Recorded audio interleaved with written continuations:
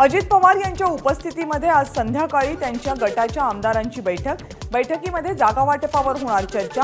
लोकसभा निवडणुकीमध्ये शिंदे गटा इतक्या जागा मिळाव्यात अशी अजित पवार गटाची भूमिका।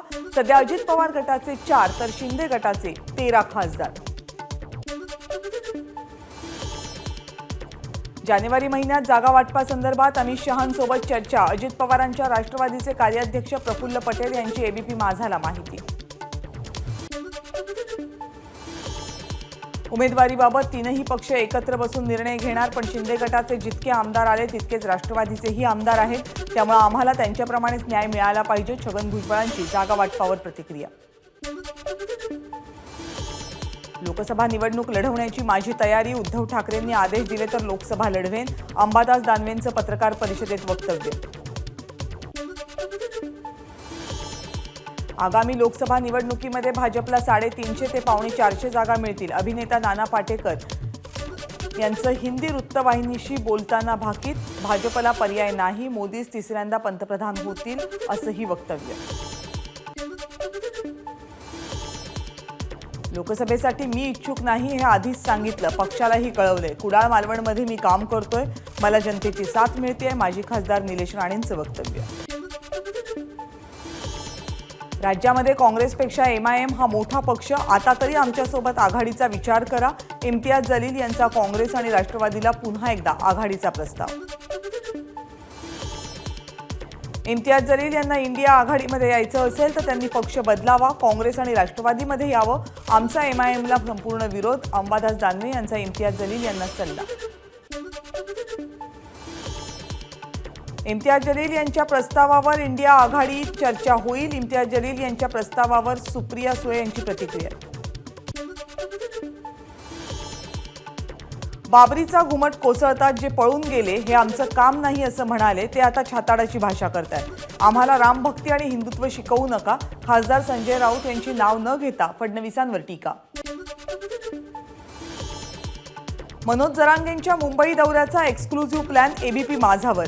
10 लाख वाहनं घेऊन मोर्चा मुंबईत धडकणार, दौऱ्याचा खर्च सगळे गावकरी मिळून करणार।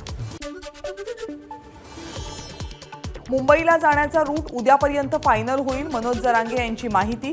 मराठा समाज मोठ्या ताकदीनं शेवटच्या आंदोलनासाठी मुंबईकडे कूच करणार आणि आरक्षण घेतल्याशिवाय माघारी यायचं नाही असं माझ्यासकट समाजानं ठरवलंय, मनोज जरांगेंचं वक्तव्य। मनोज जरांगेंच्या मुंबईतल्या आंदोलनाच्या इशाऱ्यानंतर सरकार ऍक्टिव्ह मोडवर। मुख्यमंत्री एकनाथ शिंदे लवकरच मराठा आरक्षणासंदर्भात बोलावणार बैठक, सर्व प्रशासकीय अधिकाऱ्यांकडून घेणार आढावा। मनोज जरांगेंची रेणापूरमधली सभा 11 नंतरही सुरू ठेवल्यामुळे सभेच्या 11 आयोजकांवर गुन्हा दाखल। रेणापूर पोलिसांच्या कारवाईमुळे जिल्ह्यातला मराठा समाज संतप्त। मराठा समाजाची उद्या बैठक, निर्णयाकडे लक्ष। मनोज जरांगेंना मुंबईत यायची गरज पडणार नाही, 1 महिन्याच्या आतच परमनंट आरक्षण मिळेल, मंत्री गिरीश महाजनांचं आश्वासन।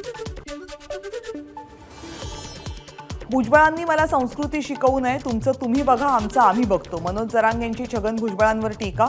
भुजबळांनी स्वतःची काळजी घ्यावी, त्यांना झटका लागला तर टेन्शन येतं, जरांगेंची प्रतिक्रिया।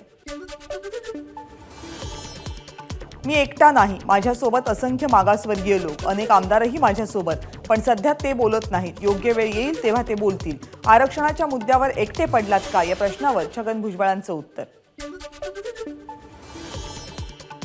महाराष्ट्राला आणखी 2 वंदे भारत ट्रेन मिळणार, दोन्ही गाड्या मध्य रेल्वेला मिळणार। महाराष्ट्रात सध्या 4 वंदे भारत ट्रेन्स सुरू। आगामी लोकसभा निवडणुकीमध्ये राज्यातील 50% म्हणजे जवळपास 50,000 मतदान केंद्रावर मतदानाच्या दिवशी व्हिडिओ चित्रीकरण करण्यात येणार। त्यासाठी मंत्रालयात मध्यवर्ती केंद्र स्थापन केलं जाणार, जबाबदारी जिल्हा निवडणूक अधिकाऱ्यांवर सोपवली जाणार।